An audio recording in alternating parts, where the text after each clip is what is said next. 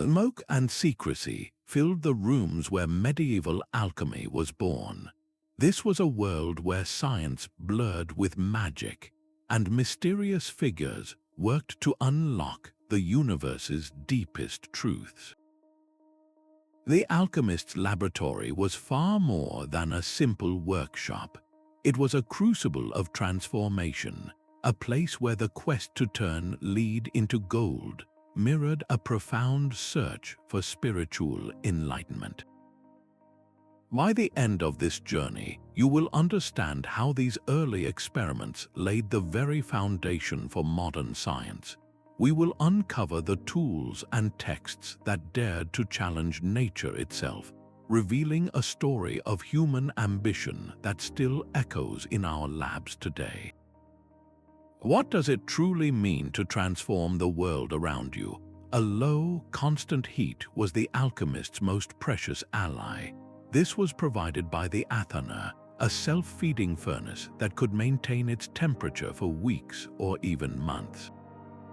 Its name meant furnace in Arabic, and its design was a marvel of patient engineering. Shaped like a tower, it had multiple chambers and flues to distribute heat evenly, ensuring the slow, transformative processes at the heart of alchemy never stalled. Inside this furnace, substances underwent calcination, where they were roasted to a dry powder, or dissolution, where they were broken down in liquid. These were not seen as mere chemical steps. Each operation was a spiritual metaphor, a breaking down of the self to prepare for rebirth. The entire laboratory was arranged as a microcosm, a small-scale model of the universe itself. Every piece of equipment, from the alembic for distillation to the water bath for gentle heating, had a dual purpose. It manipulated matter while simultaneously representing a stage in the practitioner's own inner journey. The 13th century scholar Albertus Magnus meticulously documented these tools and techniques. In his writings, he stressed the absolute necessity of clean glassware, precise measurements, and detailed notes. This insistence on careful observation was a quiet revolution. It moved the work beyond mere mystical speculation and into the realm of repeatable experiment. Out of this controlled chaos emerged apparatus that would become fundamental to all future science. The retort for distilling liquids, the mortar and pestle for grinding solids, and the sealed crucible for intense heating were all refined in these cluttered rooms. The entire space hummed with the principle of solve et coagula, to dissolve and coagulate, break things down to their essence, then reassemble them into a new, more perfect form. This relentless cycle of analysis and synthesis, practiced for spiritual goals, unknowingly trained the alchemical mind in a systematic approach to the physical world. How many foundational tools of modern chemistry were first forged in the fires of this ancient quest for transformation? The fire in the Athena was more than just a source of heat. It was a reflection of a cosmic order. Before any substance was ever placed into a crucible, alchemy was first and foremost a philosophy, a way of seeing the universe as a single, living, interconnected whole. This worldview was drawn from ancient texts attributed to a legendary sage known as Hermes Trismegistus, a figure who was said to combine the wisdom of the Egyptian god Thoth and the Greek god Hermes. His teachings revolved around one powerful, guiding principle: as above, so below. This simple phrase held a universe of meaning. It proposed a perfect correspondence between the vast macrocosm of the stars and planets and the small microcosm of the human being.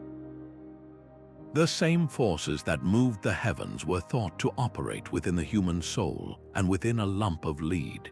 This meant that by studying and manipulating matter in their laboratories, alchemists believed they were also engaging in a profound act of spiritual self-discovery.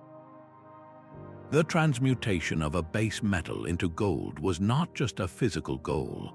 It was an external symbol of the internal process of transforming a flawed, earthly soul into a perfect, enlightened spirit.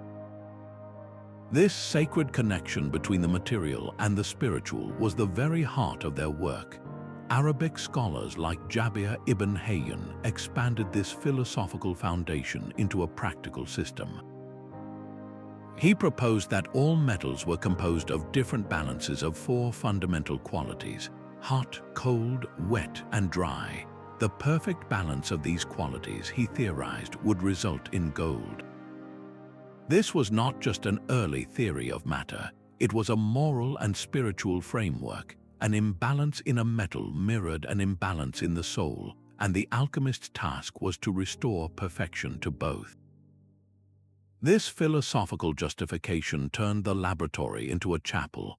Every distillation, every calcination was an act of divine service, a way of reading the book of nature written by the Creator. By seeking the universal principles that connected the human spirit to the stars and to the elements, these early thinkers laid an intellectual groundwork that valued both careful observation and deep introspection. Their quest was for ultimate unity, a single truth that could explain everything from the composition of a metal to the purpose of a human life. This relentless drive to find meaning in the patterns of the natural world would push them to probe the very fabric of reality itself. A gleaming copper alembic, cool to the touch, held the promise of profound change. Distillation was the alchemist's art of separation, a dance of vapor and liquid that turned the murky into the pure. At its heart was the still, a simple yet profound assembly of vessels. The raw material, perhaps rose petals or wine, was gently heated in a sealed pot called the cucurbit.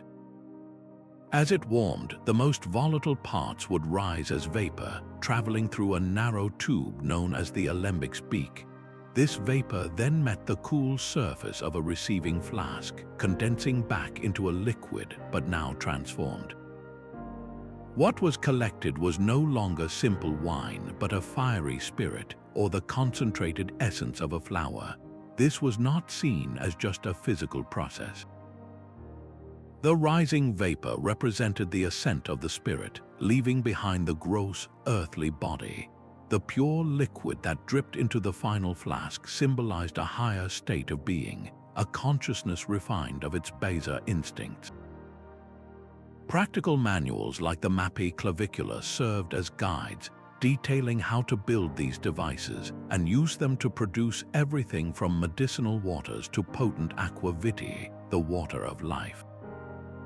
Yet for the alchemist, the true product was always the quintessence, the fifth element thought to be the pure spirit of the substance itself.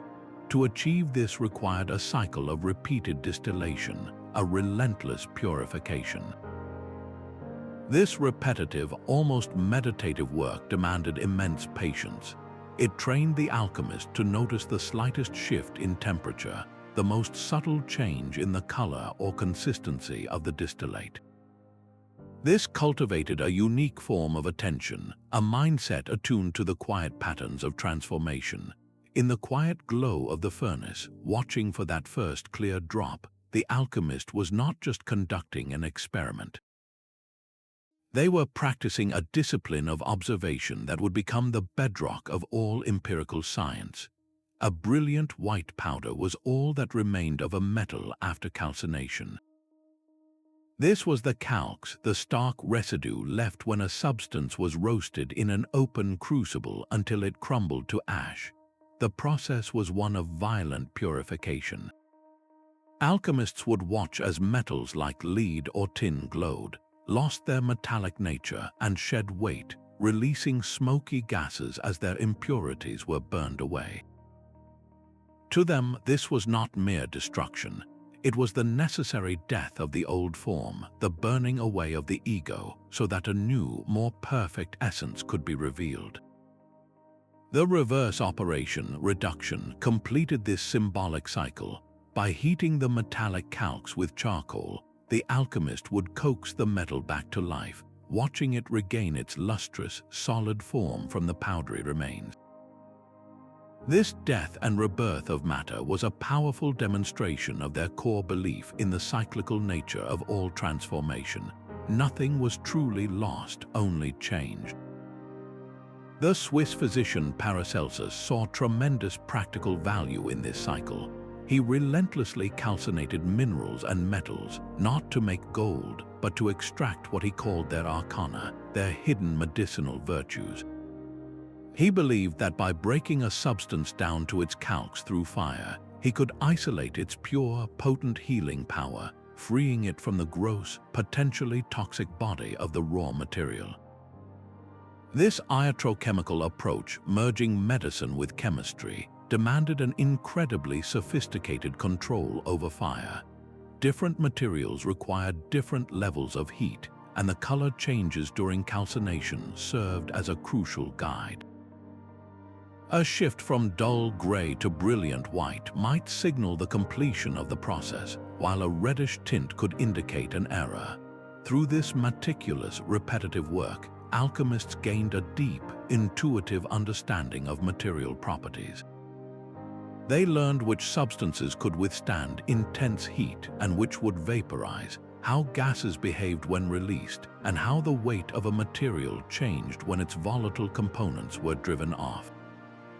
These were not just spiritual lessons, they were fundamental insights into chemical reactivity and the conservation of matter, discovered through the relentless, hands-on mastery of destruction and restoration. How many of the foundational principles of modern chemistry were first observed in the dramatic color changes of a crucible? A coiled serpent devouring its own tail was more than a strange drawing. It was a complete philosophical statement. The Ouroboros symbolized the unity of all things, a cycle of endless creation and destruction where the end was perpetually feeding the beginning. This was the heart of the alchemist's symbolic language, a visual code designed to convey the deepest layers of their art. In a world where revealing secrets to the uninitiated could be dangerous, and where the very nature of their work defied simple description, these illustrations became their most sophisticated tool. They hid practical knowledge in plain sight, accessible only to those who understood the key. A detailed image of a king and queen being united in the chemical wedding was not a literal instruction. It was an allegory for the crucial stage of conjunction where two opposing principles like sulfur and mercury were joined to create something entirely new. The entire process was often mapped onto the growth of the philosophical tree, its roots in the earth and its branches reaching for the heavens, charting the practitioner's own ascent from a base material state to a spiritual awakening. Manuscripts like the magnificent Splendor Solis used stunning miniatures to tell this dual story. A flask might hold a blackened sun, representing the initial stage of putrefaction, or the Negrido, where all matter had to decay before it could be reborn. The same page might show a resplendent golden king, symbolizing the final achievement of the philosopher's stone. For the alchemist studying these pages, the image was a technical guide, a spiritual map, and a focus for deep meditation all at once. Decoding this rich tapestry required a mind versed in many disciplines. The green lion devouring the sun drew from astrology and mythology, while a pelican piercing its own breast to feed its young was a symbol of distillation borrowed from Christian iconography. This blending of knowledge systems created a holistic narrative, insisting that the transformation of metal was inseparable from the transformation of the self. So how did this reliance on symbolism both preserve and obscure the practical knowledge developed in these labs? It protected techniques from censorship and misunderstanding, ensuring that only dedicated students could reconstruct the actual laboratory processes. But it also meant that many practical discoveries remained locked within these beautiful, enigmatic pictures, their chemical truths waiting centuries for a new kind of key to set them free. While Europe navigated its so-called Dark Ages, a brilliant intellectual light was burning in the East. The the bustling cities of the Islamic world, from Baghdad to Cordoba, became the new guardians of ancient wisdom. Here, in vast libraries and bustling hospitals, scholars were not merely preserving Greek and Egyptian texts on alchemy, they were revolutionizing them. They transformed the art from a collection of mystical secrets into a systematic, practical discipline. At the forefront was Jabir ibn Hayyan, a figure so influential that later European writers would borrow his name for their own works. Jabir introduced a rigorous theory of matter based on the four qualities, but his true legacy was his insistence on meticulous experimentation. He argued that every theory, no matter how elegant, had to be proven again and again in the laboratory. He and his contemporaries developed new, more efficient forms of the alembic for distillation and pioneered techniques for crystallization and filtration. They began to treat the laboratory not as a mystical sanctuary, but as a place of controlled, repeatable inquiry. The physician and alchemist Al-Razi took this even further. He produced detailed classifications of all known substances, carefully dividing them into animal, vegetable, and mineral categories. He described the properties of acids, the process of creating plaster of Paris, and the use of the chemical balance for precise measurements. This was a monumental shift. By introducing quantification, the idea that you could measure inputs and outputs, these scholars were building a bridge from ancient craft toward something that looks very much like modern science. Their voluminous texts, written in Arabic, were the most advanced chemical knowledge in the world for centuries. Then, in the 12th century, a great translation movement began in places like Toledo, Spain. European scholars, hungry for knowledge, collaborated with Jewish and Muslim translators to render these Arabic works into Latin. The rediscovery of Jabir and Al-Razi was like a thunderclap in the quiet halls of European monasteries. It reintroduced not just formulas and recipes, but an entire methodology of experimentation, concepts that would become the driving force of Western alchemy, like the legendary philosopher's stone or the elixir of life, entered the European imagination directly through these translated texts. This was not a simple handoff. It was a vibrant, cross-cultural conversation that spanned continents and creeds. The very equipment in a medieval European laboratory, from the improved stills to the meticulous laboratory manuals, bore the unmistakable imprint of this Islamic legacy. Without the systematic work of these scholars, the European alchemical tradition might have remained a fringe pursuit, a set of obscure symbols without a solid experimental foundation. Their contributions ensured that the quest to transform matter was grounded in the patient, careful observation of matter itself. Each tool on the cluttered wooden bench was a key to a different kingdom of transformation. The heart of any distillation was the alembic and its close cousin, the retort.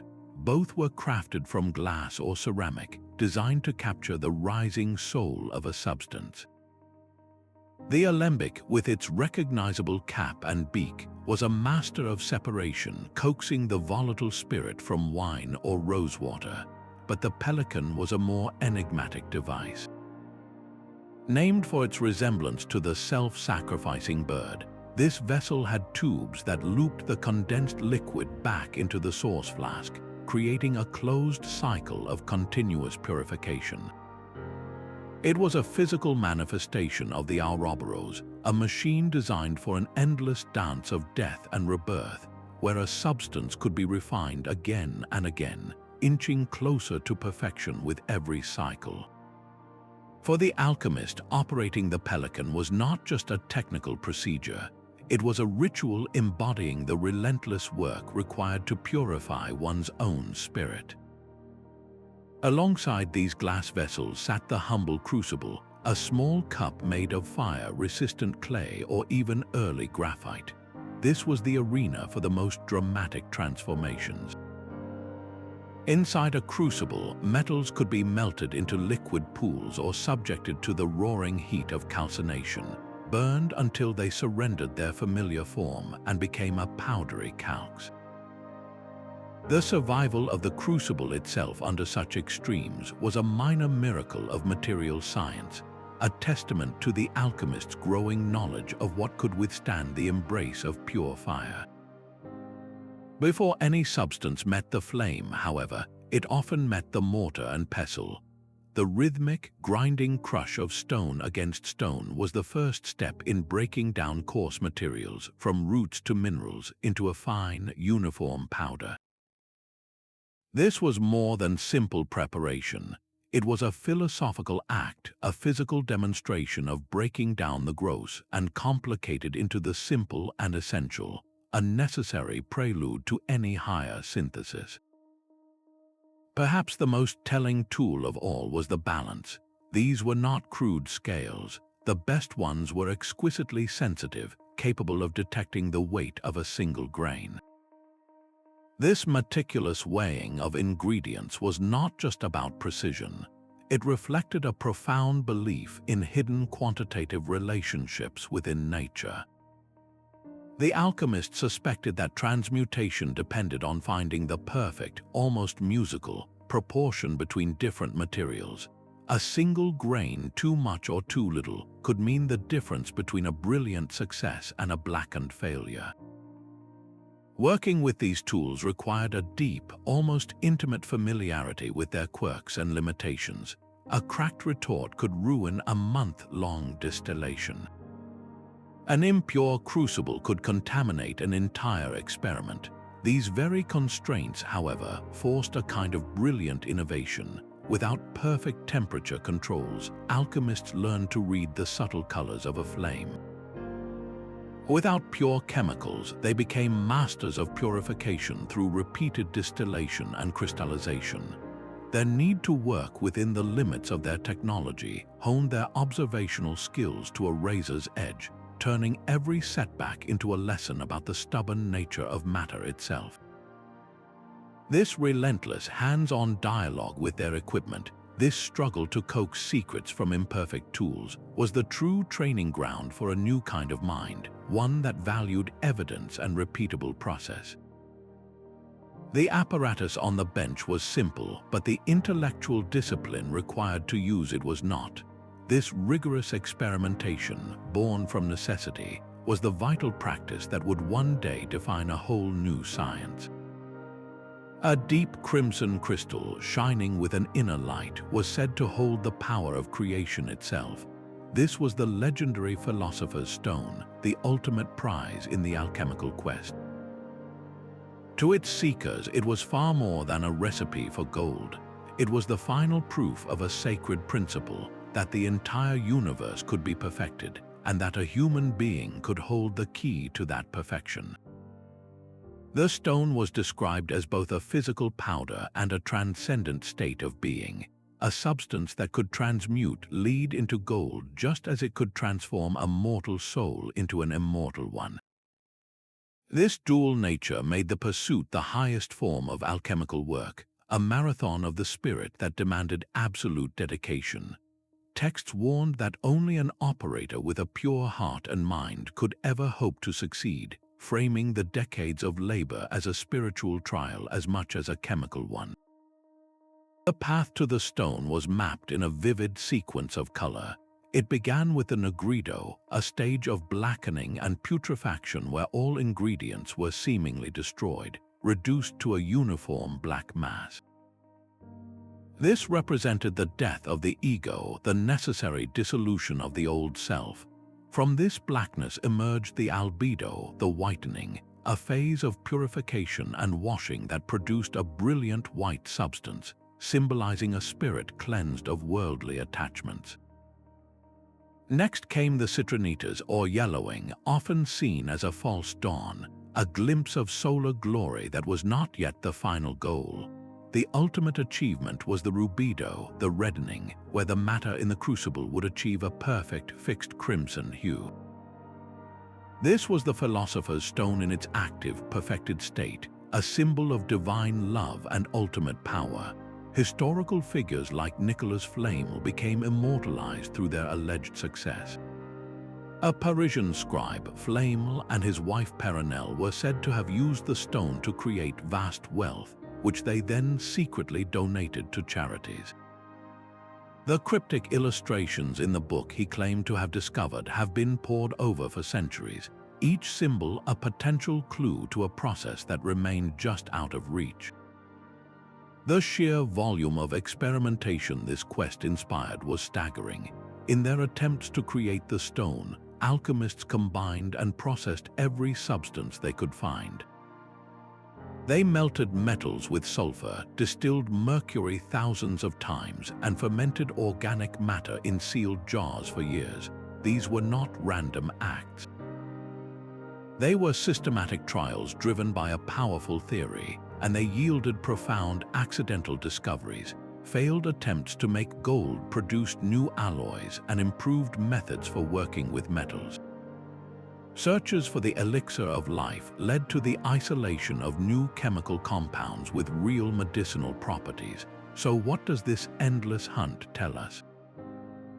The myth of the philosopher's stone is a mirror for humanity's deepest ambitions, the desire to conquer decay, to master nature, and to achieve a state of flawless perfection. It was this impossible dream that pushed alchemists to spend their lives in sooty laboratories, patiently tending fires and noting every reaction. Their failed attempts to create the stone, in the end, created something else entirely, a vast and growing body of practical knowledge about how the material world truly behaves. A shimmering golden liquid distilled for the 100th time promised not wealth but health. Beyond the legendary quest for gold lay an even more compelling ambition, the preparation of elixirs and medicinal tinctures designed to heal the human body and extend life itself. This branch of the art was known as spagyrics, a term derived from Greek words meaning to separate and to combine. The spagyric process mirrored the great work of metallic transmutation, but applied it to the plant and mineral kingdoms. An alchemist would first take a medicinal herb and carefully separate its components. They would ferment it to release its spirit, distill it to capture its volatile essential oils, and incinerate the remaining plant matter to collect its mineral-rich ashes. Then, in a crucial act of synthesis, they would recombine these purified parts into a new, more potent whole. The goal was to extract and concentrate the vital healing principle, the quintessence, believed to be locked within every natural substance. This was not simple herbalism. It was a deliberate chemical manipulation of nature intended to amplify its power. The Swiss physician Paracelsus became the most vocal and revolutionary champion of this approach. He railed against the traditional, often ineffective herbal concoctions of his time, arguing instead for chemically prepared medicines. He believed that specific illnesses, particularly those affecting specific organs, could be targeted with remedies derived from minerals and metals. He prepared antimony for purgatives, mercury for syphilis, and arsenic for skin conditions. For Paracelsus, the laboratory was a new kind of pharmacy, and the alchemist was a divine healer, using fire and glass to wrestle nature's own secrets into service against human suffering. His work gave rise to iatrochemistry, the chemistry of medicine, which placed a new emphasis on the practical results of a treatment over ancient textual authority. This focus forced a new level of rigor. Creating a tincture from a toxic metal like mercury required an exacting process to remove its poisonous aspects while retaining its perceived medicinal virtue. Alchemists learned through tragic trial and error that the difference between a cure and a poison was often a matter of minuscule dosage and absolute purity. They began to develop standardized tests and careful dosing instructions, understanding that the body responded to quantitative chemical interventions. This relentless drive was fueled by the belief in a universal panacea, a single elixir that could cure all diseases and grant longevity. While this ultimate goal remained elusive, the search for it propelled alchemists to experiment with countless new materials and refine processes like distillation, crystallization, and solution-making to an unprecedented degree. How did this focus on creating life-extending elixirs shape early medical science? It forged a crucial bridge, connecting the mystical idea of a life force with the tangible, observable effects of chemically active compounds. It established the laboratory as a place for medical innovation and taught practitioners to look for the active, physical principles within nature that could alter the state of the human body, laying the essential groundwork for the systematic science of pharmacology that would follow. The timing of an experiment could be as crucial as the ingredients themselves. Alchemists worked with a profound conviction that the planets were not distant lights but active forces, their celestial movements directly tugging at the very essence of metals within the laboratory. This was not superstition but a core scientific principle of their age. Each metal was believed to be a child of a specific celestial body, its properties infused with the astral virtue of its planetary ruler. Lead was governed by the slow, cold influence of Saturn. Iron drew its martial strength from Mars, and of course, the ultimate goal, gold, was the physical embodiment of the sun's perfect, radiant power. To attempt the transmutation of lead into gold under the wrong planetary alignment was considered futile, like trying to make a plant flower in the dead of winter. An operation to work with silver, the metal of the moon, would be carefully scheduled for a Monday, the moon's day, and ideally during a time when the moon itself was full and bright in the night sky. This required the alchemist to be as skilled with an astrolabe as with an alembic, constantly calculating planetary positions and interpreting complex ephemerides.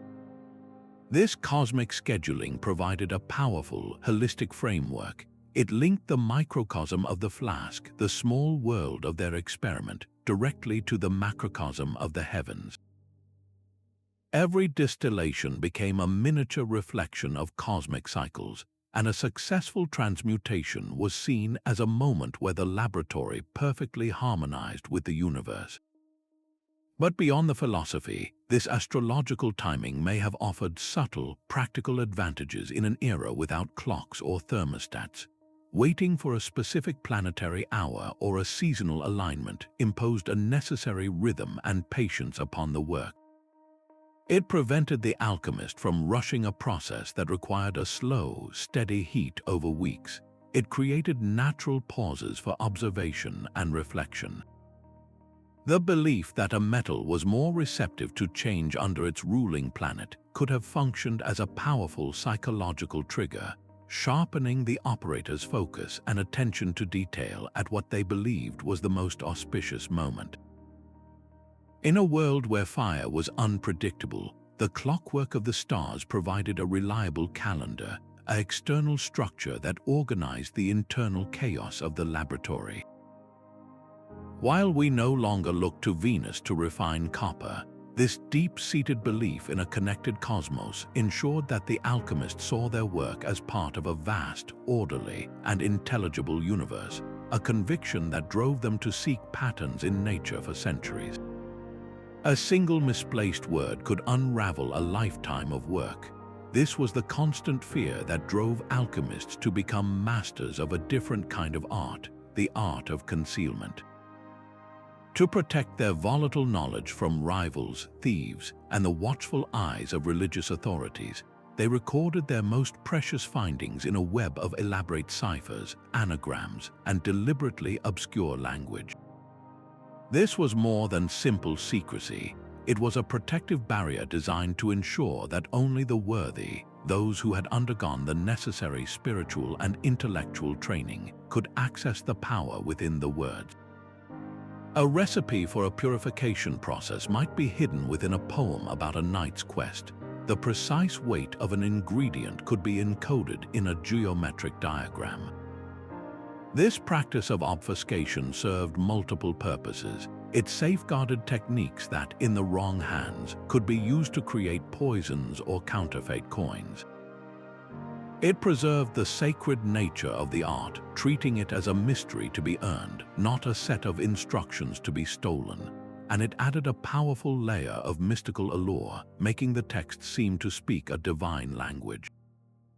Even Isaac Newton, a man we celebrate for his laws of motion and universal gravitation, filled thousands of pages with alchemical experiments written in a personal, impenetrable shorthand. His coded notebooks reveal a mind deeply engaged in the same secretive quest, trying to unlock nature's mysteries through chemical fire. Alchemists also commonly wrote under pseudonyms or attributed their own works to legendary figures like Hermes Trismegistus or King Solomon. This was not merely plagiarism. It was a strategy to lend ancient authority to new discoveries, placing modern insights under the protective, timeless umbrella of revered sages. Deciphering these codes required more than just linguistic skill. It demanded a deep, intuitive understanding of alchemical symbolism and philosophy. A student had to learn to read between the lines, to see a description of the chemical wedding not as a fairy tale, but as a precise instruction for combining sulfur and mercury. This culture of secrecy, while immensely frustrating to modern historians, actively fostered a tradition of careful, patient study and direct mentorship within alchemical circles. Knowledge was passed from master to apprentice in whispered conversations and demonstrated techniques, not through open publications. So how did this need for concealment both hinder and enhance the transmission of alchemical knowledge? It undoubtedly slowed the spread of ideas, causing valuable discoveries to be lost or misunderstood for generations. Yet it also forced a deep, meditative engagement with the material. A student could not simply skim a text. They had to live with it, ponder its symbols, and test its hidden meanings through their own laboratory practice. This slow, deliberate process of decoding forged a profound connection between the seeker and the knowledge, ensuring that those who finally understood had truly earned the right to use it. The art of encoding was, in its own way, as essential to the laboratory as the furnace and the alembic, a final purification of the mind before it could handle the fire of transformation. Yet the very secrecy that protected the art also contained the seeds of its own transformation. A slow but undeniable shift began in the 17th and 18th centuries, a quiet revolution in the laboratory where the quest for gold was gradually overshadowed by a new desire to simply understand. This was not a sudden break, but a patient reorientation of the very soul of the work. At the forefront was Robert Boyle, an aristocratic natural philosopher who embodied this era of transition. In his influential book, The Skeptical Chimist, he launched a powerful critique against the vague spiritual theories of the alchemists, demanding clear definitions and reproducible experiments. He argued that matter should be understood through its tangible behavior, not through hidden sympathies with the planets. Yet, in a fascinating contradiction, Boyle himself spent years in private pursuit of the philosopher's stone, conducting transmutation experiments and lobbying Parliament to repeal a law that banned the multiplication of gold. He was a man with one foot in the old world and the other firmly planted in the new. This duality was the hallmark of the age. The goals were changing, but the methods were still being forged in the same fires. The real catalyst for change was not just a new theory, but a new kind of tool. The invention of the air pump by Boyle and others allowed for unprecedented control over the environment, revealing that air was not a single element but a mixture of gases with distinct properties. This single instrument dismantled centuries of alchemical theory built on the four elements.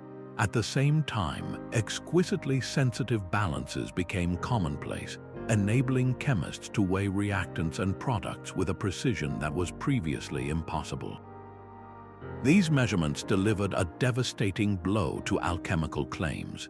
When a metal was transmuted or an elixir created, the careful weighing of materials before and after consistently showed that nothing was magically created or destroyed. Matter was simply rearranging itself. This growing focus on quantification and reproducible process slowly stripped away the mystical layers, demystifying nature one careful measurement at a time. The final, decisive break is often credited to Antoine Lavoisier in the late 18th century. With his famous experiments on combustion, he demonstrated the role of oxygen and formally stated the law of conservation of mass, providing a solid mathematical foundation for the new chemistry. He gave elements their modern definition and created a new, logical system of chemical nomenclature, replacing the beautiful but bewildering names of the alchemists. So what finally caused the separation? It was the triumph of a new standard of proof, when the spiritual framework could no longer withstand the relentless pressure of quantitative data, when the success of an experiment came to be judged by its repeatability rather than the purity of the operator's soul, chemistry emerged as a distinct science. The mystical quest did not vanish, but it moved to the margins, while the practical, experimental discipline it had nurtured for centuries stepped into the light, ready to build the modern world. A perfect balance was the difference between a blackened failure and a brilliant success. Beyond the flames and the flasks, alchemy was quietly embracing the language of numbers, transforming the art from a collection of secretive recipes into a practice grounded in precise, repeatable measurement. The chemical balance became one of the most vital tools on the bench. These were not crude scales, but instruments of exquisite sensitivity, capable of weighing ingredients to the fraction of a grain. This meticulous attention to weight was not merely about precision. It reflected a dawning realization that nature itself operated on hidden mathematical principles. Alchemists came to understand that successful reactions depended on specific, unchangeable proportions between different materials.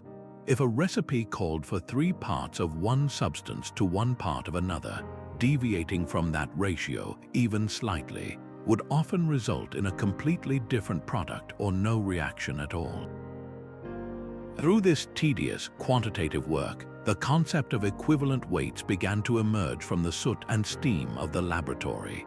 This was the quiet, practical discovery that certain substances always combine in fixed, definite proportions by weight, a fundamental principle that would later be enshrined as the law of definite proportions in modern chemistry. This was not yet a formal law, but an observed pattern, a rule of thumb written in the ledger books of countless experiments. Mathematics also infused their symbolic language. Complex geometric shapes and numerical sequences began to appear in alchemical diagrams. A circle might represent unity and perfection, while a triangle could symbolize the 3 primal principles of salt, sulfur, and mercury. These were not just decorative elements, they were expressions of a deep-seated belief that mathematical harmony was the underlying architecture of the cosmos, and that by mirroring this order in their operations, they could coax matter toward perfection. The English scholar John Dee perfectly embodied this fusion of disciplines, serving as an astrologer and scientific advisor to Queen Elizabeth I. Dee was a renowned mathematician who wrote groundbreaking texts on navigation and geometry. Yet he was also a dedicated alchemist, seeing no contradiction between these pursuits. For him, mathematics was the key that unlocked the secrets of both the physical world and the spiritual one. The same geometric principles that could chart a ship's course across the ocean could also, he believed, map the path of inner transformation. This integration of number and matter brought a new level of legitimacy to the alchemical workshop.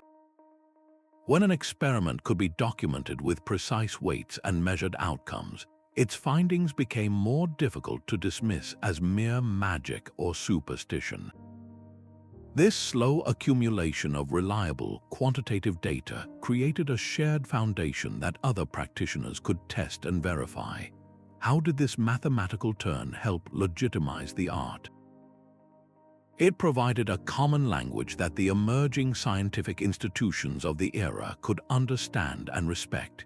It demonstrated that the alchemist was not just a dreamer, but a meticulous observer who respected the stubborn, quantitative rules of the material world. The patient weighing of grains and the careful recording of ratios practiced for centuries was quietly building the essential framework for all of analytical chemistry. The quest for gold may have been the dazzling goal, but it was the humble balance measuring out reality one grain at a time that ultimately weighed the fate of an entire science. A king's ransom could vanish into the smoke of a single failed experiment. The alchemical laboratory was not a retreat from the world but a deeply social space, its fortunes tied directly to the whims of wealthy and powerful patrons. A nobleman's castle or a bishop's palace often housed the best-equipped workshops, funded by aristocrats and monarchs desperate to replenish their treasuries or gain an edge in politics and war. This system of patronage was the lifeblood of the art, providing the immense funds required for tons of firewood, costly glassware, and rare ingredients like Armenian bowl or quintessence of pearls. In return for this support, the alchemist was under constant pressure to deliver tangible proof of progress. The expectation was not for philosophical musings but for gold coins, potent medicines, or luxurious commodities like vibrant new dyes and exotic perfumes. This demand for practical results created a precarious existence.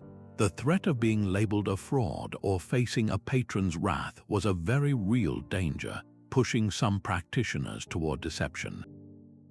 The term puffer became a common insult for these charlatans, named for their bellows constantly stoking fires that produced nothing but smoke and empty promises. They sold convincing recipes for gold that were chemically impossible, preying on greed and desperation with elaborate shows of chemical magic. Yet this very same pressure, when applied to a skilled and honest practitioner, acted as a powerful engine for innovation. To satisfy a discerning patron, an alchemist had to refine his distillation techniques to produce purer alcohols for perfumes. He had to develop more reliable methods for creating vivid vermilion or crimson lake dyes for the textile trade. The quest for a convincing medicinal tincture pushed them to perfect their extraction processes. This drive for marketable success, as much as any spiritual goal, accelerated the refinement of chemical techniques and apparatus.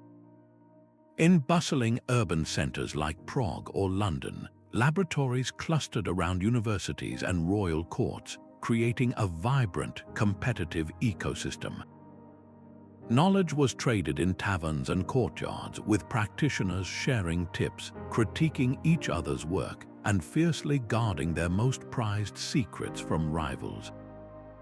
This network of exchange and competition, fueled by patronage, turned alchemy into a deeply practical enterprise. How did the quest for funding shape the public face of this secretive art? It forced alchemists to become showmen and salesmen, often emphasizing the potential for wealth over the spiritual journey to secure their next meal or a noble commission.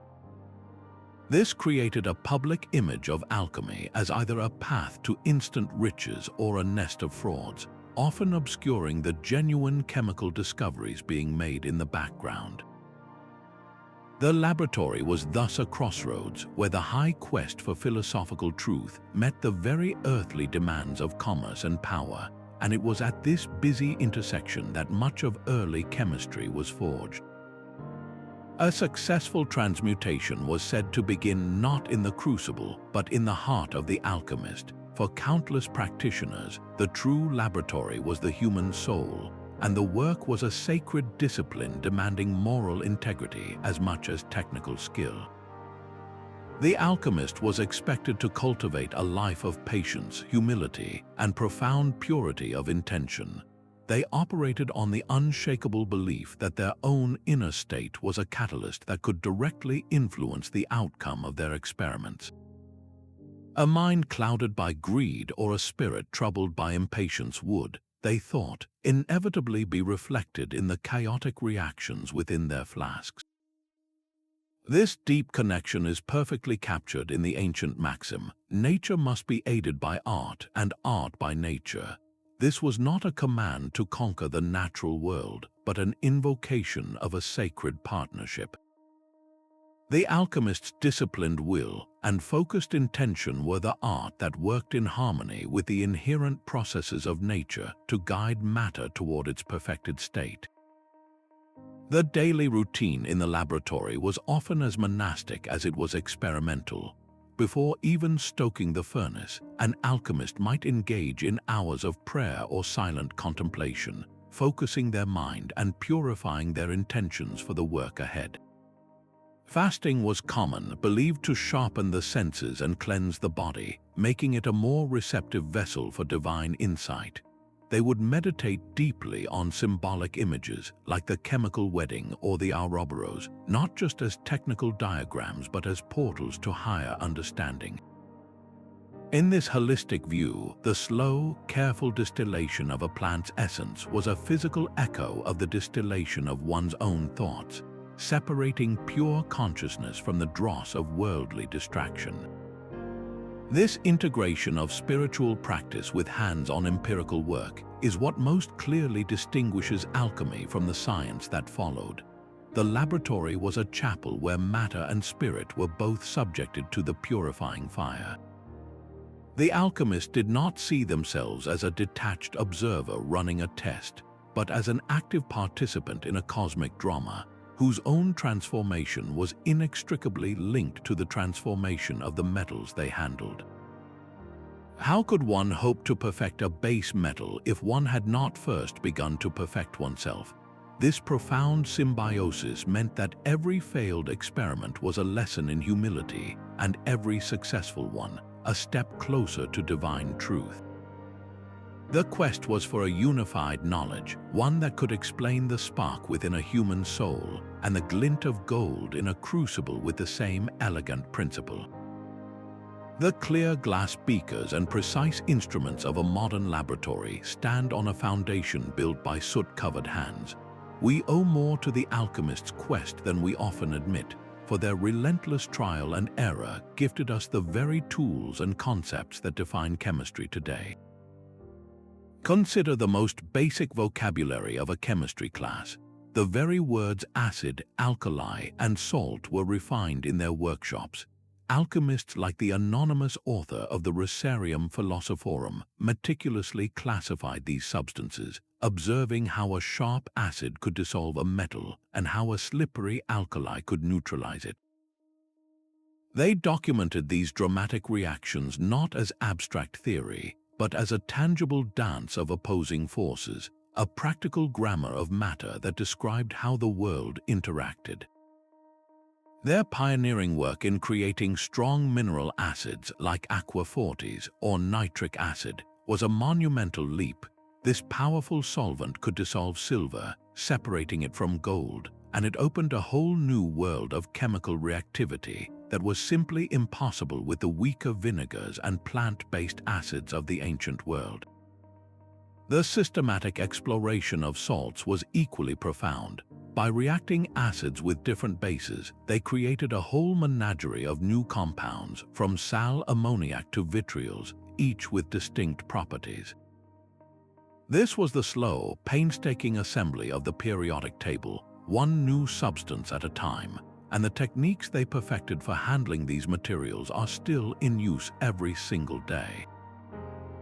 The gentle heating of a solution to form perfect crystals, the process of sublimation where a solid turns directly into a vapor and then back into a solid, the intricate dance of distillation that separates mixtures based on boiling point, these are not modern inventions. They are the direct inheritance from the alchemical laboratory, refined over centuries of patient repetition. The very idea of a dedicated room for experimentation, filled with specialized glassware and furnaces, is their creation. Before the alchemist's sanctum, there was no such space. This was the prototype for every research lab that followed. Even the goal of transmutation, though never achieved in the way they dreamed, forced them to probe the limits of matter, leading to the accidental discovery of new elements like phosphorus and the creation of countless new alloys and compounds. Their search for medicinal elixirs, meanwhile, established the principle that diseases could be treated with specific chemical preparations, laying the essential groundwork for modern pharmacology.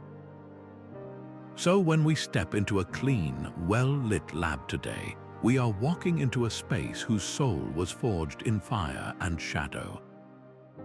How many of the bottles on the shelf, the techniques in the textbook, and the very questions we ask about matter began with an alchemist's desperate, hopeful search for a truth that was both material and divine.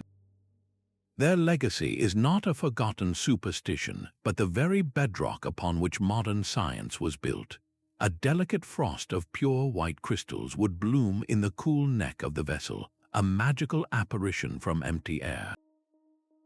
This was the art of sublimation, a process that seemed to defy the ordinary rules of nature. A solid substance, like the fiery yellow sulfur or the shimmering liquid mercury, was placed in the bottom of a sealed flask. With gentle, patient heat, it would bypass the liquid state entirely, transforming directly into an ethereal vapor that rose like a ghost. This vapor would then travel to a cooler part of the apparatus, where it surrendered its gaseous form and crystallized into a pristine, purified solid. The material had made a celestial journey, leaving its earthly impurities behind in the bottom of the flask. For the alchemist, this was not just a clever purification technique. It was a perfect physical allegory for the soul's own path. The gross, impure solid represented the human spirit trapped in the material world. The application of heat was the fire of spiritual discipline and intense focus. The rising vapor symbolized the soul's ascent, breaking free from its earthly confines to achieve a higher, purified state of consciousness. And the final condensation into beautiful, orderly crystals represented the enlightened spirit's return to the world, now capable of illuminating the mundane reality it had transcended. Substances like sulfur and mercury were not chosen at random. They were seen as the very building blocks of all metals, the masculine and feminine principles of the universe. To sublimate them was to purify creation itself at its most fundamental level. The process demanded an exquisite control over fire. Too much heat, and the substance would decompose into a useless, charred mess. Too little, and the magical transition would never begin. It required specialized vessels designed to create just the right gradient of temperature, coaxing the vapor on its journey and providing a cool sanctuary where it could crystallize. The sheer visual drama of the process was profoundly convincing. To see a dirty, lumpy solid vanish and then reappear as a glittering, geometric garden of crystals was to witness a kind of resurrection. This tangible evidence of radical change happening right before their eyes reinforced their core belief that such transformation was not only possible, but was a fundamental law of the cosmos.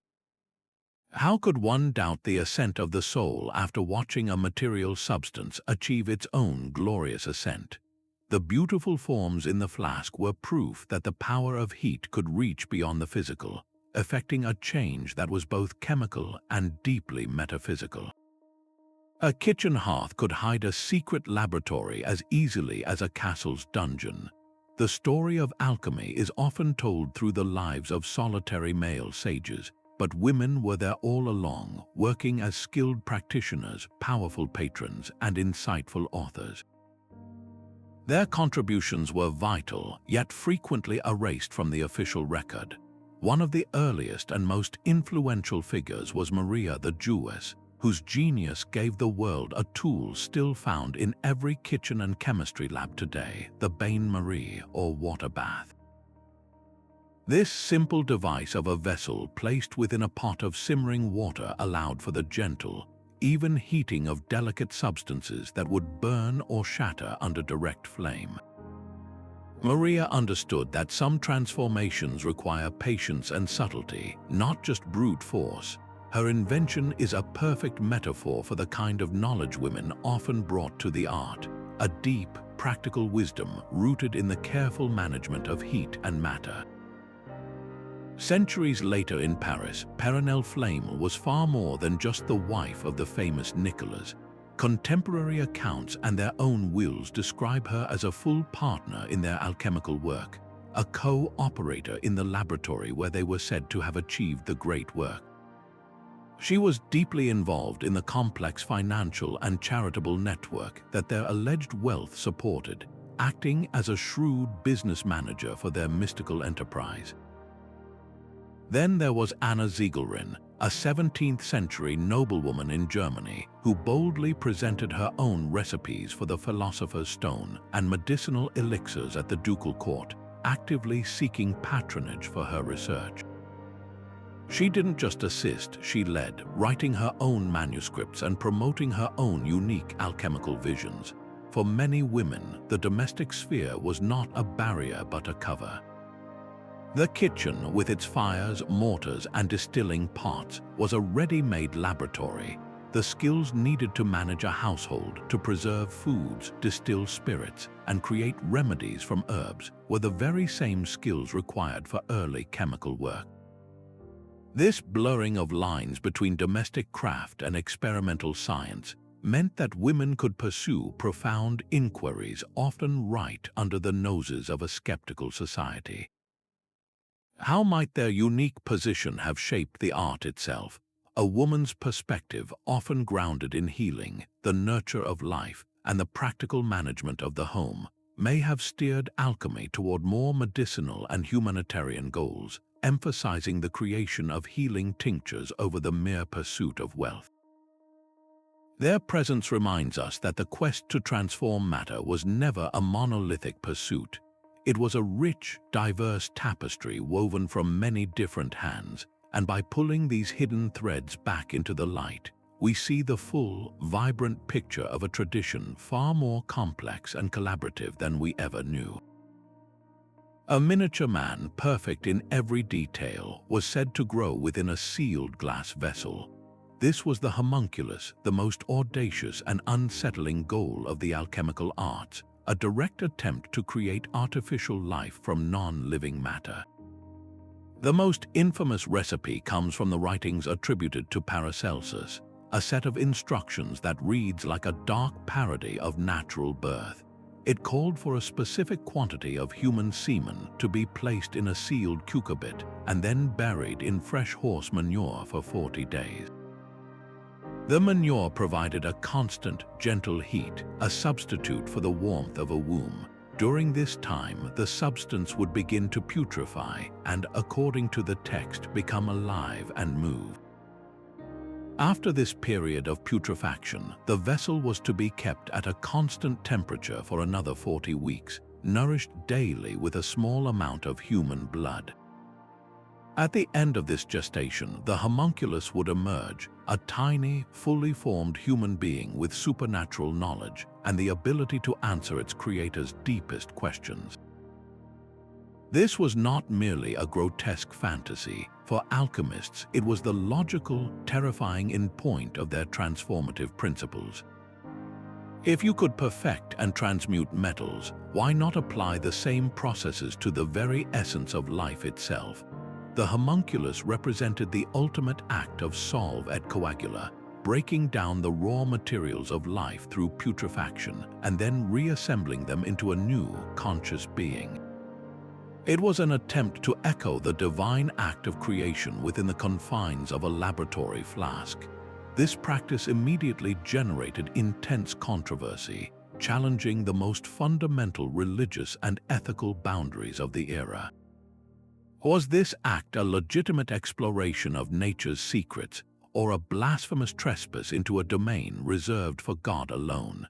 The very idea of a human-made life form forced society to confront difficult questions about the soul, the origins of consciousness, and the moral limits of human ingenuity. While these experiments were rooted in a pre-scientific understanding of biology and generation, they reflect a profound and enduring human curiosity. How did the pursuit of creating life artificially prefigure later scientific debates? The homunculus is the direct philosophical ancestor of modern genetic engineering and synthetic biology. The dream of designing life in a lab, of rewriting the code of existence, began not with CRISPR, but with a sealed flask buried in manure. The alchemists, in their quest to create a tiny man, were the first to step onto a path that would eventually lead us to question the very definition of life itself. A single illuminated page could hold the secrets of a lifetime. Across centuries, the fragile vessels of alchemical knowledge were not glass or clay, but handwritten manuscripts, painstakingly copied and recopied by generations of dedicated hands. In an age before the printing press, these precious texts were the lifeblood of the art, the sole means by which complex recipes and profound philosophies could travel from one laboratory to the next. A master might spend years compiling his findings into a single, lavish book, filled with intricate instructions for distillation, detailed descriptions of color changes during calcination, and deeply personal reflections on the spiritual meaning of the work. This was the manuscript tradition, a slow, organic network of knowledge that moved at the speed of a scribe's pen. Two of the most famous examples, the Rosarium Philosophorum and the Aurora Consurgens, perfectly capture this dual nature. They are not simple cookbooks. Their pages seamlessly weave together practical laboratory steps, dense philosophical commentary, and breathtaking symbolic imagery. A paragraph explaining how to purify mercury might sit beside a full-page illustration of a queen descending into a grave, representing the necessary death of matter. This combination ensured that the knowledge was never merely technical. It was always holistic, forcing the reader to engage with both the hands-on process and its deeper spiritual significance. The act of copying these texts was itself a sacred discipline. A student did not simply duplicate words. They immersed themselves in the thought processes of the original author, tracing each symbol and grappling with each obscure phrase. In this slow, meditative labor, the copyist became an interpreter. They might notice a subtle error in a recipe and correct it based on their own laboratory experience, or they might add a clarifying note in the margin from their own hard-won understanding. In this way, knowledge was not just preserved, it was refined and expanded with every new generation. The manuscript was a living document, growing and evolving as it passed from one seeker to the next. This fragile chain of transmission was forever altered in the 15th century with the arrival of the printing press. Suddenly, texts that had been confined to a few precious copies could be reproduced by the hundreds.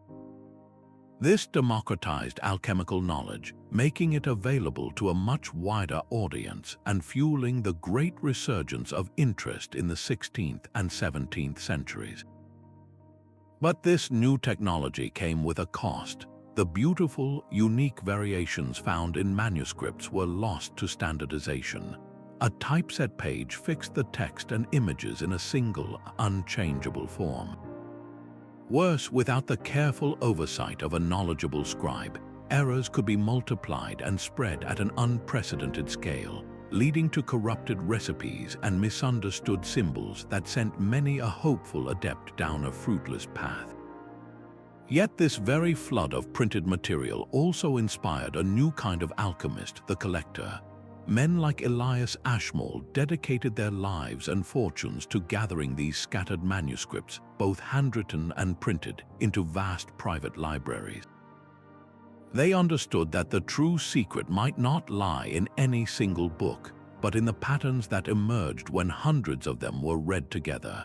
Their obsessive curation saved countless texts from being lost to fire, neglect, or censorship, preserving this rich tapestry for scholars centuries later. So how did the act of reading and copying become a form of alchemy itself? The quiet study, the struggle to decipher a difficult passage, the patient comparison of different versions of a recipe, this was all a laboratory of the mind. The parchment and ink became the raw prima materia, and the reader's intellect became the fire that sought to extract its hidden meaning. The transformation did not always happen in a crucible. Sometimes it happened in the silent space between a reader's eyes and the page, where ideas were tested, broken down, and reborn as personal understanding. A dragon's blood resin or a handful of crushed pearls could be as vital to an experiment as a lump of lead. Alchemists saw the entire natural world as a single, living pharmacy. Its transformative power concentrated not just in metals but in the very essence of life itself. They gathered materials from every kingdom, believing that blood, eggs, hair, and even urine held potent vital principles, the concentrated sparks of life force that could be harnessed for their work. A common practice involved using egg whites as a binding agent or to purify other substances, while urine was prized as a source of volatile salts and ammonia when distilled. These were not random acts of desperation. They were systematic attempts to capture and manipulate the animating spirit that distinguished the living from the non-living. This approach blurred the lines between the laboratory and the apothecary's shop, creating a profound link to the traditions of folk medicine and natural magic. Village wise women who distilled healing tonics from herbs and the learned alchemist calcining a stag's antler in his castle workshop were often engaged in the same fundamental pursuit, using different languages to describe their search for nature's hidden virtues. The Spagyric art, the alchemy of plants, turned this search into a rigorous discipline. A Spagyric alchemist would take a medicinal herb like rosemary or lavender and subject it to a sacred triple process. First, they would ferment the plant, allowing it to decompose and release its spiritual essence. Next, they would carefully distill the fermented mash to capture its volatile essential oils, the plant's soul. Finally, they would burn the remaining plant matter to a white ash, collecting the mineral salts that represented its enduring body. The true magic came in the final step, when they would reunite the purified oils with the purified salts, creating a new, more potent and balanced medicine than the original herb could ever provide. This entire operation was a microcosm of the great work of metallic transmutation applied to the living world. It demanded an intimate, almost intuitive knowledge of organic matter. The alchemist had to learn exactly how much heat a delicate flower could withstand before its essence was destroyed, or how long to ferment a root to maximize its medicinal virtue without letting it spoil. They observed how plant resins melted and flowed, how animal fats saponified into soaps, and how proteins in egg white or blood coagulated under heat. In their quest to isolate the spirit of life, what fundamental principles of organic chemistry did they stumble upon? Their relentless processing of biological materials gave them a front-row seat to the complex behaviors of carbon-based compounds. They witnessed fermentation long before it was understood as the action of microorganisms, and they mastered basic techniques of extraction and purification that would become the bedrock of biochemistry. Working with these living substances added a layer of beautiful, frustrating unpredictability to their work. A mineral might always behave the same way under the same heat, but a tincture made from spring flowers could produce a different result than one made from the same plant harvested in autumn. This variability taught them that nature was not a static machine but a dynamic, living system, and that true transformation required working with its rhythms, not just dominating it with fire. The laboratory, filled with the earthy smell of herbs and the sharp tang of distilled animal matter, was a constant reminder that their quest was not just about changing metals, but about understanding the very force that makes things grow, decay, and live. A brilliant crimson robe in a medieval painting owes its vividness to the alchemist's furnace. Vermilion, that most prized of reds, began its life as cinnabar, a heavy, dull red ore mined from the earth. Through a dangerous and difficult chemical process, alchemists would grind the ore and subject it to heat and sublimation, transforming the mundane mineral into a powder of stunning intensity and permanence. This was no simple grinding, it was a true transmutation, turning the raw and earthly into a substance worthy of depicting kings and saints. The quest for the perfect red was not separate from the search for the philosopher's stone, it was its artistic shadow. In the alchemical narrative, the final stage of the great work was the rubedo, the reddening, where the matter achieved its perfected crimson state. Creating a perfect, lasting red pigment was, in its own way, a tangible step toward that ultimate goal, a physical echo of spiritual completion. Beyond vermilion, the alchemist's palette was rich with invention. They produced lead white, the primary white for centuries, by exposing metallic lead to vinegar vapors, a corrosive process that slowly coated the metal with a brilliant, flaky carbonate. They created vibrant yellows from arsenic compounds and shimmering metallic lusters by suspending fine particles of gold or other metals in glass or glaze. These were not accidental discoveries, but the fruits of systematic experimentation with calcination, dissolution, and sublimation. The laboratory became an essential supplier to the artist's studio. Illuminators of priceless manuscripts relied on alchemically prepared inks and lakes. Painters needed their stable, vibrant pigments, and glassmakers sought their metallic oxides to stain windows with heavenly light. This created a vital, practical symbiosis. The artist's relentless demand for more colors, for deeper hues, and for materials that would not fade over time provided a powerful commercial engine for alchemical innovation. How did this relationship advance both fields? It pushed alchemists to refine their processes for greater purity and consistency, moving their work from mysterious art toward reproducible technique. For artists, it unlocked a new visual vocabulary, allowing them to capture the luminosity of a sunset or the rich drapery of a robe with an intensity that simply had not existed before.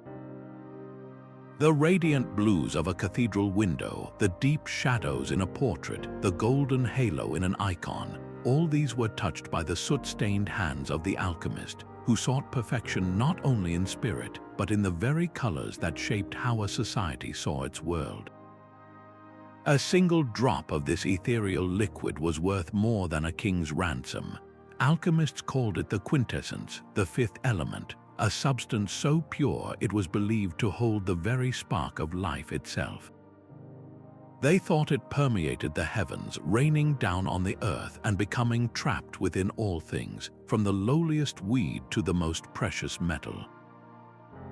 Their monumental task was to free it, to coax this celestial prisoner from its material cage through an almost endless cycle of distillation and purification. Imagine distilling a barrel of wine not once or twice, but dozens upon dozens of times. Each cycle would separate the liquid into its components, with the alchemist carefully collecting only the most volatile, fiery spirit that rose first. What remained after this relentless refinement was not mere alcohol. It was aqua vitae, the water of life, a liquid that seemed to capture light and hold a fiery warmth, believed to be the concentrated life force of the grape.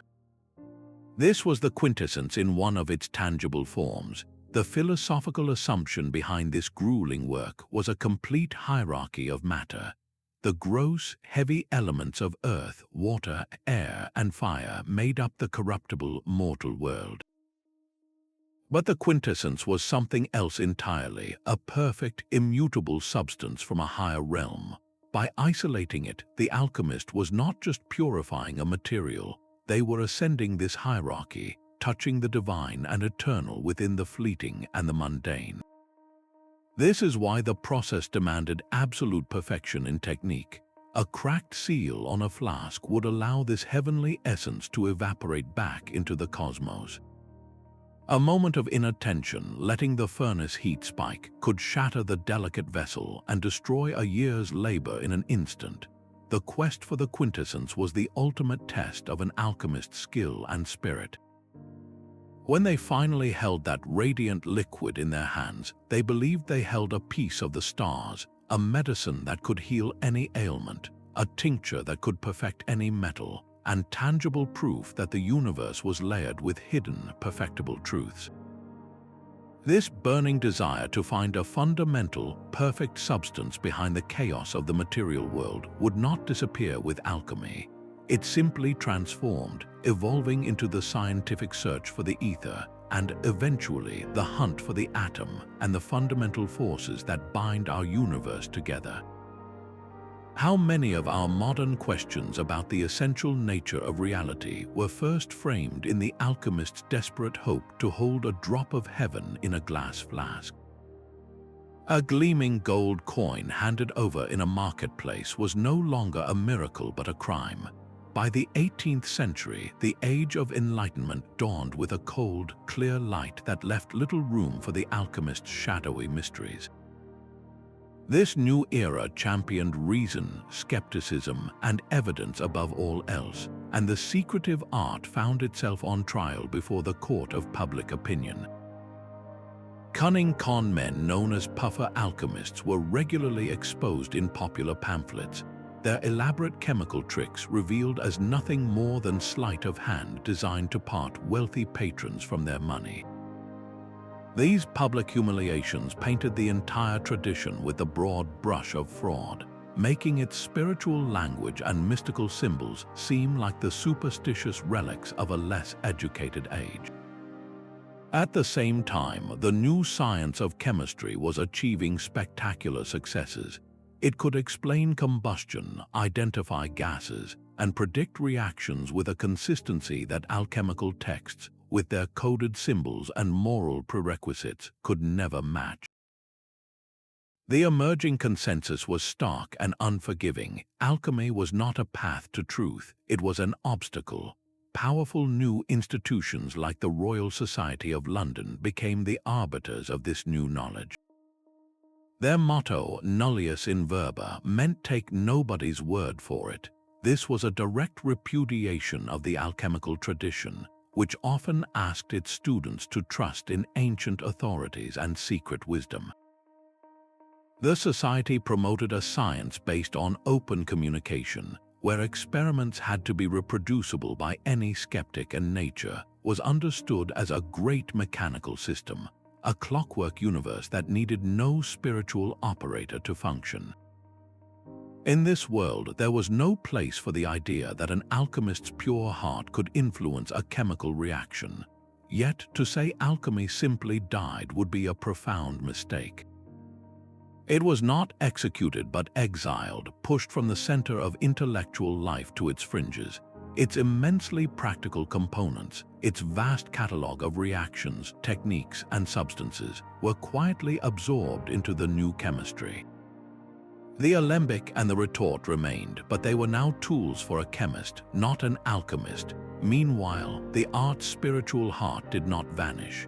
It found refuge in esoteric circles like the Rosicrucians and Freemasons, and its themes of inner transformation and cosmic unity deeply inspired the Romantic poets and philosophers who rose to challenge the cold mechanics of the Enlightenment itself.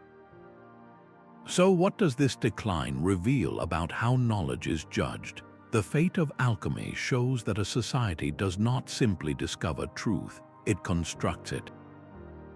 What we call legitimate science is as much a product of cultural values, institutional power, and shared agreements about what counts as proof as it is about the raw facts of nature. The twilight of the alchemist reminds us that every paradigm, no matter how solid it seems, is built upon a foundation of beliefs that a future age may one day decide to dismantle. A leather-bound notebook, its pages stained with soot and spilled reagents, was as vital as any furnace. Inside its covers, the alchemist's daily struggle came alive, a meticulous chronicle of procedures, observations, and philosophical reflections. These were not just simple logs, but deeply personal documents where the slow, often agonizing path toward transformation was mapped in ink.